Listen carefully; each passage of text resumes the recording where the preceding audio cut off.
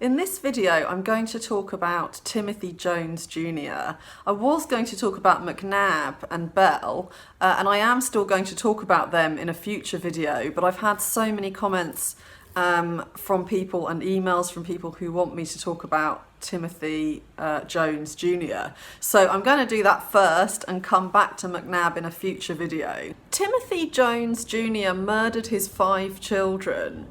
So first he killed his 6-year-old son, and he says the reason was because he was playing with an electrical socket and had broken it, presumably accidentally. And then after that he killed his 4 other children, and he then drove around with them in the back of his car for several days. He was discovered by a policeman at a checkpoint and stopped just because the car smelt really strange. The policeman thought maybe it was a meth lab, and he called another officer along who could recognise the smell of death.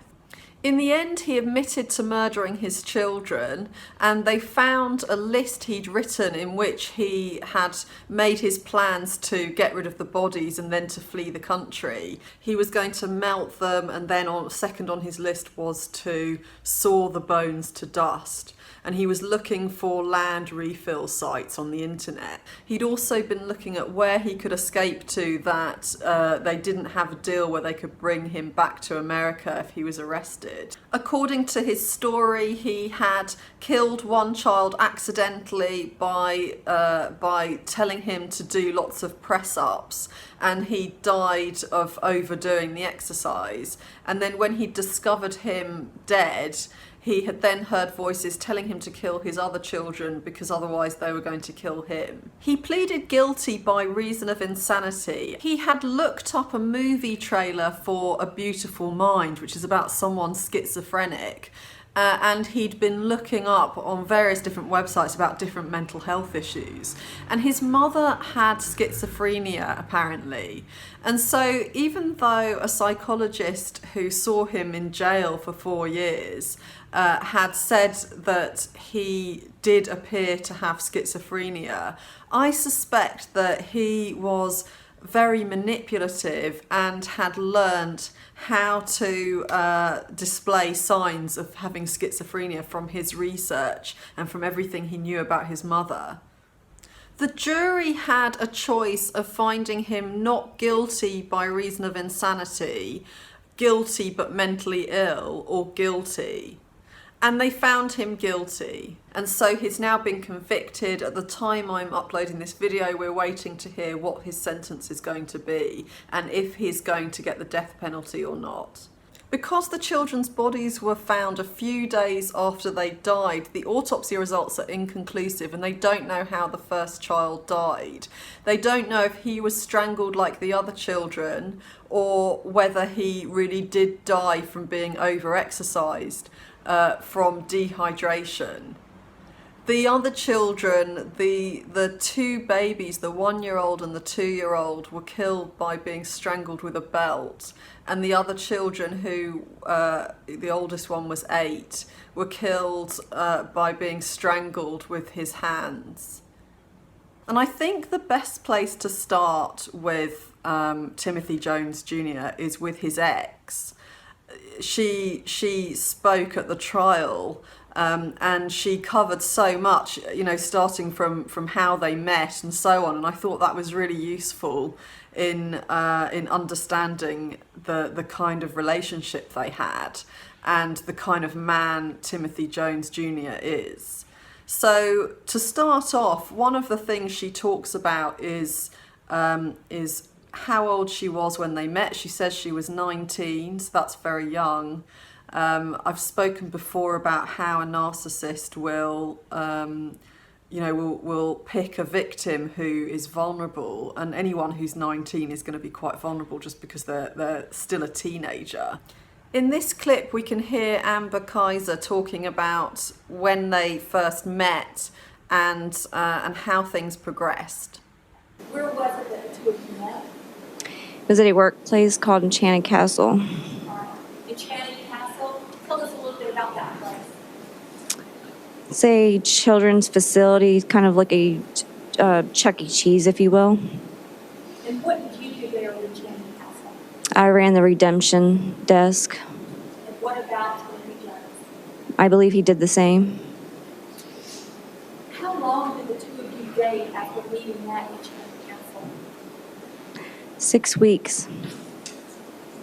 You were married after 6 weeks? Yes, ma'am. So they married after just 6 weeks. This is something that I've talked about in past videos when I've talked about Nicole Kessinger and how Chris Watts was in such a rush to pin her down. You know how fast a narcissist will move in the early days of a relationship, showering somebody with affection and maybe, you know, in his case with cards and presents and holidays and so on. In this case, the same thing's happening. After just 6 weeks, they get married. Now, the reason she gives is that he was going to a particular kind of church where they didn't look on long relationships very well.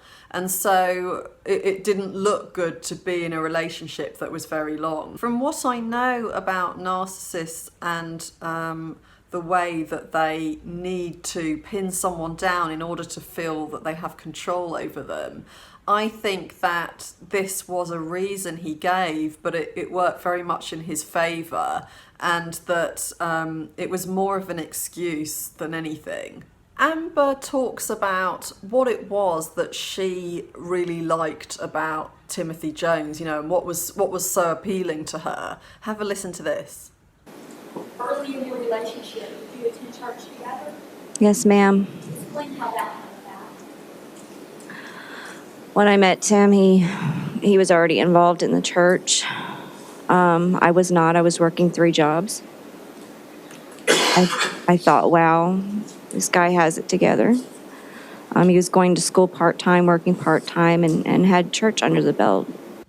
Amber was looking for a stable environment. She'd been homeless previously. We can see from the way she behaves that she was quite vulnerable and quite a perfect target for someone like Timothy Jones Jr. Amber also describes him as very intelligent. Here's what she says. Ms. Kaiser, did you ever see anything that indicated that the defendant was not of sound mind?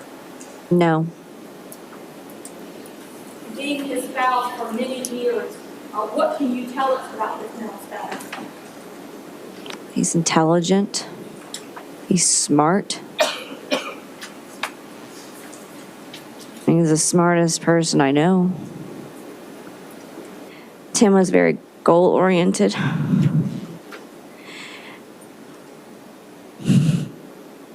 Sorry. You mentioned that you attended. Very smart man. And everything that he had set out to do as a goal, he accomplished, and I found that very honorable. That's one of the main things that attracted me to him. When someone has a strong sense of entitlement and they don't have empathy, and when they're cut off from their real selves and their vulnerability, there are some things that they can do a lot better than other people. And one of them is they can achieve goals without a lot getting in their way. So at work, you know, you might have a CEO who is also a psychopath, because he's not going to worry about treading on anyone to get to the top. It's something that makes life easier in a lot of ways for a psychopath, is that they cannot, they're not going to be held back by their vulnerabilities. So you mentioned that the two of you started attending a church together early in your marriage. How would you describe this church? Do you know what branch of church this was? It was an apostolic church, also known as Pentecostal. And this is in Illinois? Yes, ma'am. What, if any, restrictions did the church, that two of you originally attended, have in place for females? Women generally were not allowed to cut or trim their hair. No pants, no makeup, no jewelry.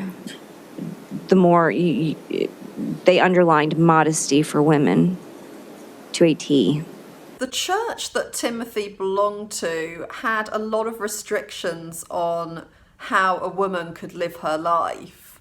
And I've mentioned before that narcissists tend to hate women, whether they're men or women themselves.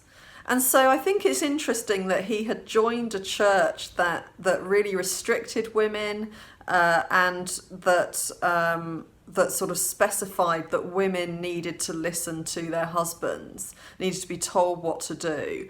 And after they had got married, he told Amber what her role was going to be. And what, if anything, did Tim say about these restrictions for women? It was just, it was a woman's, Tim's motto was, women are supposed to be fruitful and multiply. A woman is supposed to listen to her husband. Did the majority of the females within the church follow these restrictions based on your observations? Yes. Did you also begin to follow these restrictions? Yes, I did. So we can see already that this pattern that's developing. We have a really young girl, not, barely an adult, meeting this guy who impresses her a lot with his intelligence, with the fact that he's educating himself, with, she perceives that he is very spiritual and, that he's a respected member of the church who speaks in church a lot. And he's managed to pin her down in just 6 weeks and marry her. We can see when she takes the stand, so many times she apologizes for herself. So you do start to get a sense of the kind of person she is, that the way that she would let somebody take control of her. She has broken away, she's had an affair with somebody else. And it comes to the point of working out custody. She does say that he was the one that instigated the separation. And so it comes to a point where they need to discuss custody of the children. And this is how she describes what happened. Let's talk about the child custody agreement. What was the final order regarding child custody? I was not willing to give up my rights as their mother, so we came to an understanding, an arrangement that we had joint custody, him being the primary caregiver. I did not want him being the primary caregiver, if you will, but he was the better provider. He made the finances. I was just getting on my feet. I thought I was making the best decision I could as a mother. What do you mean when you say he was the best provider of that? He had a steady job. He had a roof over his head. He had a vehicle. Do you have any of those things in your own name? I didn't. Do you have a degree No. or a job? No. Do you have the money to afford a lawyer in your divorce case? No.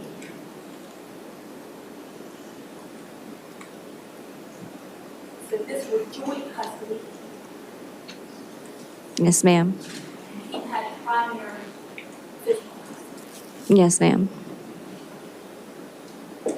Now, pursuant to that child custody agreement,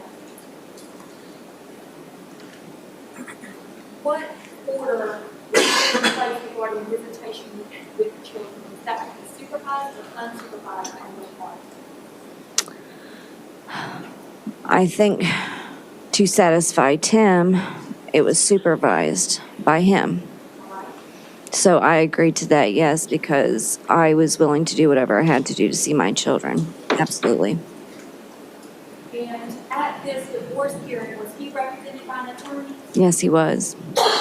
or you? No, ma'am. And so at that divorce hearing, it's supervised visitation Yes. for you to see your children. Yes.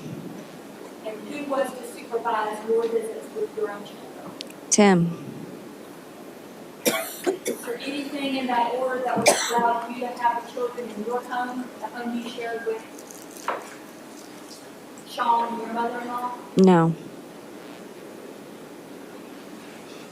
What, if anything, did the defendant ever say to you about whether the children could live with you? That was never going to happen. My children were never going to be with me. After your separation, were there times that he tried to encourage you to come back with him? Yes, ma'am. Everything is on his terms. He's the one who can afford the lawyer. You know, she can't afford these things because she can't afford a lawyer. She can't afford to raise the children. She doesn't have a car because their whole marriage she hasn't been allowed to work. So she's now just starting up, you know, she's going to work, but she's in a very vulnerable position. And he has all the power. When you would have the supervised visitation with your children, where did that normally occur? Chick-fil-A. Who would be present for those visitations? Tim and my 5 children. She's having these supervised visits as if she's ever done anything to the children, you know, as if there should be any reason for concern about her being alone with the children. He needs control so much that he can't even let her be alone with the children.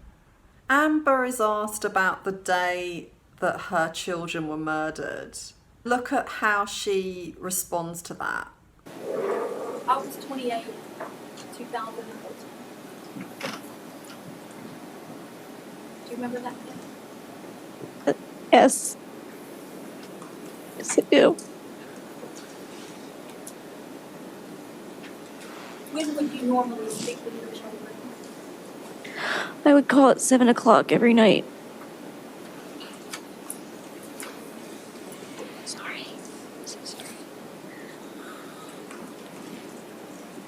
You know, she's talking about the day her 5 children were murdered, and she's apologising for crying about it.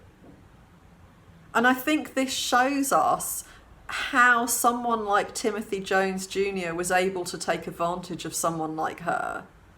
Because, you know, she apologises for herself a lot of times when she takes the stand.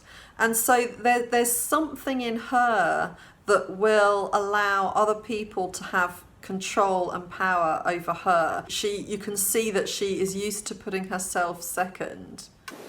I would call Tim's phone. Call us when that time.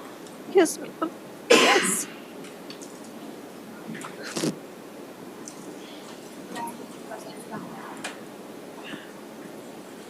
Who answered the phone when you called? Tim did, but he had it on speakerphone. What happened next? I heard my son crying. And I asked him what was wrong. Which son? My son, Natan. I said, son, what's wrong? He said, Mom, I didn't mean to. And Tim was going on in the background, and you could have killed yourself, son. And then got mad at me because I was trying to calm my son down. What did you say to him? But it was okay. What could you hear the time doing? Dry heaving. Like that. Like gasping for air because he had been crying so much. Like he couldn't catch his breath. Like he was just like that. You told Natan it was okay. Yeah. What happened? And Tim got mad and said, why do you always have to defend the kids? I guess you could say I always defended the kids. He was more the disciplinary, I was not. I went on to disagree with him and let him know that I didn't think, that I thought that my son had gotten the point and that I was tired of hearing my kids crying all the time. And Tim hung up the phone and before he hung up the phone, told me to shut the fuck up and hung up the phone. It sounds like he has the same kind of power as his children have. You know, which side are you going to pick? You know, as if both sides have equal power, and whose side are you going to be on? When in reality, he's the parent of small children. You know, so that already strikes me as odd and childlike. And it suggests to me that he feels a lot of jealousy towards his children because because she is on their side. And she acknowledges that, she agrees. She says, yes, I do take their side. And it sounds understandable that she would say that because of his harsh punishments. And we're going to hear more about those in future videos. Amber saying, I'm sick of always hearing my children crying, would have felt very shameful for Timothy Jones Jr. because it was a critical voice. It was suggesting that he's not being a great parent. And if you think about the journey she's been on through his eyes, she's gone from somebody who was obedient, understood that she was there to have lots of children and to do as she was told by him, you know, and to basically just shut up. To have gone from there to somebody who now voices her opinion and says, this is not okay. I don't want to hear my children crying. You know, you're not doing your job properly. That's what she's saying. And that would have felt really shameful for Timothy Jones Jr. That would have been a loss of control, you know, that was brought to the surface there. He'd lost control over her. Now she's living with another man and she's telling him that he's not getting it right. And not only would he have felt shame about her view of him, but also about the fact that her son was crying to her, you know, and she was telling him it's okay. So his authority was being challenged. He had been telling his son off, punishing him, causing him a great deal of upsets, which meant that he was at that point having all the power and control. And now that authority was being threatened. Ms. Kaiser, did Natan have a favorite toy? Yes, he did. What was that toy? Woody from Toy Story.